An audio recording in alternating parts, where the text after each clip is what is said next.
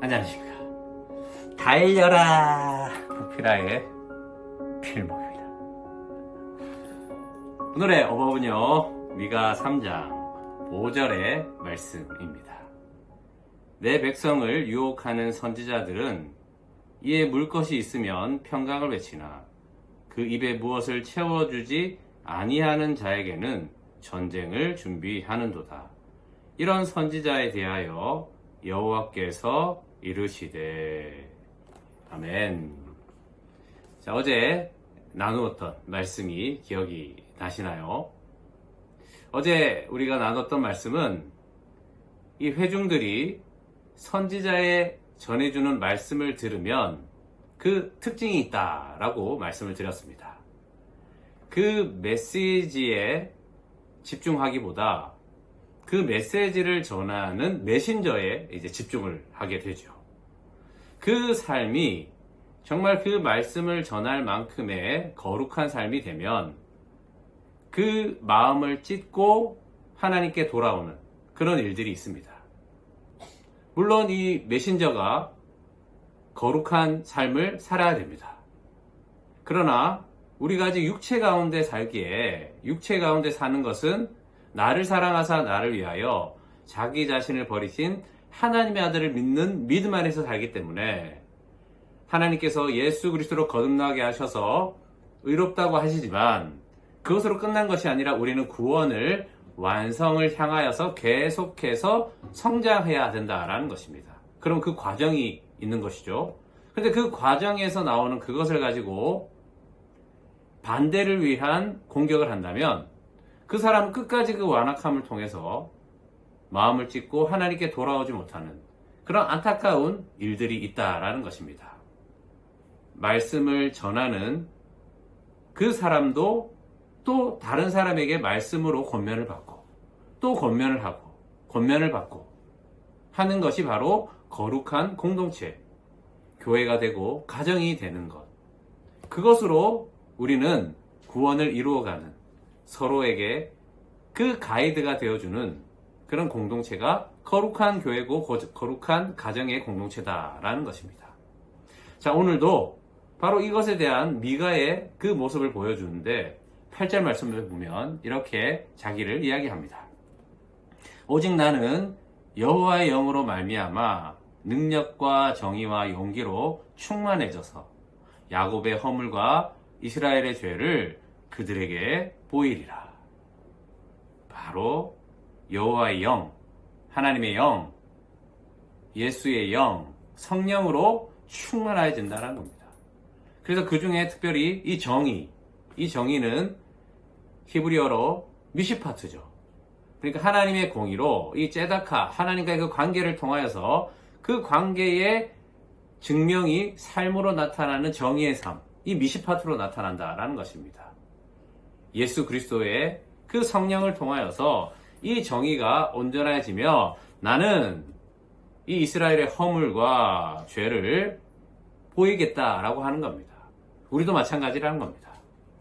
그 하나님의 영 성령 충만함을 통하여서 우리가 해야 할 일들이 바로 그 삶을 통한 증명으로 또 이 권면을 해야 된다라는 것입니다. 그 허물과 죄를 권면하는 거죠. 하나님께 마음을 찢고 돌아오라라는 것입니다. 자, 그런데 이 권면을 하지 않는 선지자에 대해서 오늘 지적하시는 말씀이 우리가 읽은 5절 말씀입니다. 내 백성을 유혹하는 선지자들은 이에 물 것이 있으면 평강을 외치나 그 입에 무엇을 채워주지 아니하는 자에게는 전쟁을 준비하는도다. 이런 선지자에 대하여 여호와께서 이르시되. 자, 선지자에 관한 말씀입니다.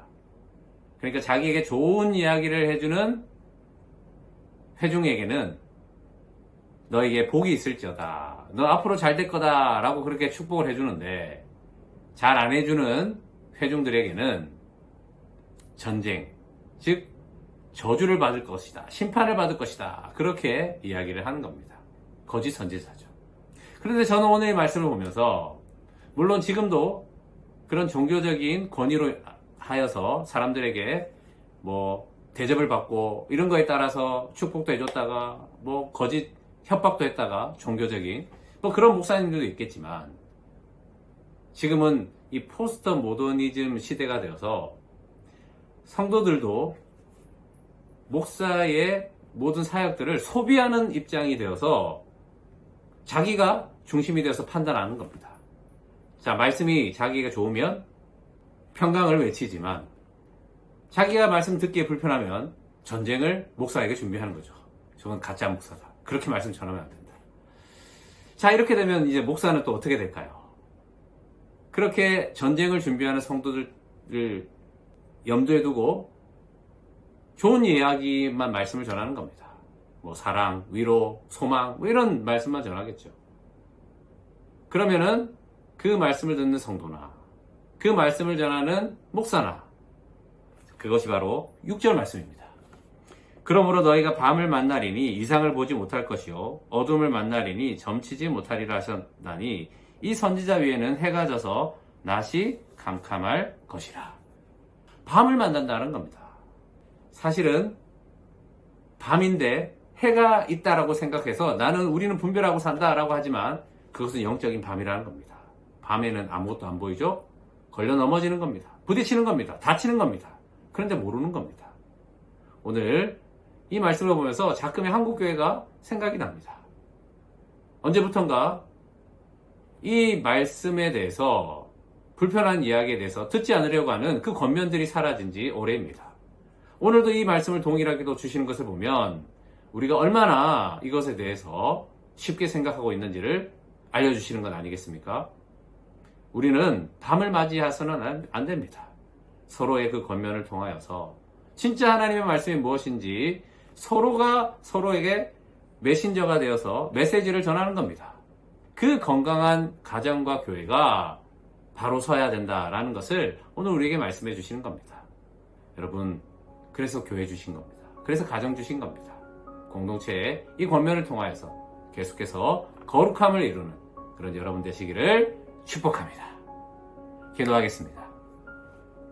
하나님 아버지, 구원을 계속해서 이루어가는 거룩한 메신저가 되기 위해서 서로가 서로를 예수 그리스도의 이름으로 하나 되게 하신 것입니다.